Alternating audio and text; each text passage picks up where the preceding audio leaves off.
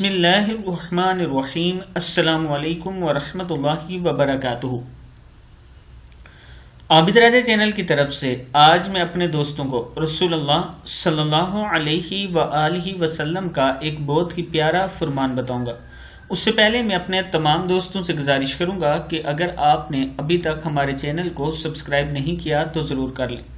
تو شروع کرتے ہیں۔ بسم اللہ الرحمن الرحیم۔ حضرت ام سلمہ رضی اللہ تعالی عنہا بیان فرماتی ہیں کہ میں نبی اکرم صلی اللہ علیہ وآلہ وسلم کے پاس تھی اور آپ صلی اللہ علیہ وآلہ وسلم کے پاس حضرت میمونہ بھی بیٹھی ہوئی تھی۔ پس اتنے میں ایک نابینا صحابی ابن ام مکتوم رضی اللہ تعالی عنہ آگے، اور یہ ہمیں پردے کا حکم دیے جانے کے بعد کا واقعہ ہے۔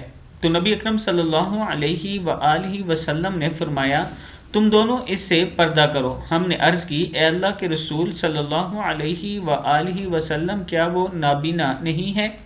نہ وہ ہمیں دیکھتا ہے اور نہ وہ ہمیں پہچانتے ہیں۔ پس نبی اکرم صلی اللہ علیہ وآلہ وسلم نے فرمایا، کیا تم بھی نابینا ہو؟ کیا تم انہیں نہیں دیکھتی؟ کیا تم بھی نابینا ہو؟ کیا تم انہیں نہیں دیکھتی؟ کتاب کا حوالہ یہ نیچے موجود ہے۔ تو دوستو، پردے کا حکم اتنی سختی سے ہے۔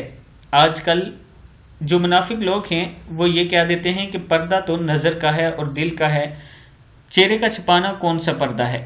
ایسا ہرگز نہیں ہے دوستو، نظر کا پردہ بھی ہے، دل کا بھی ہے اور چہرے کا بھی ہے۔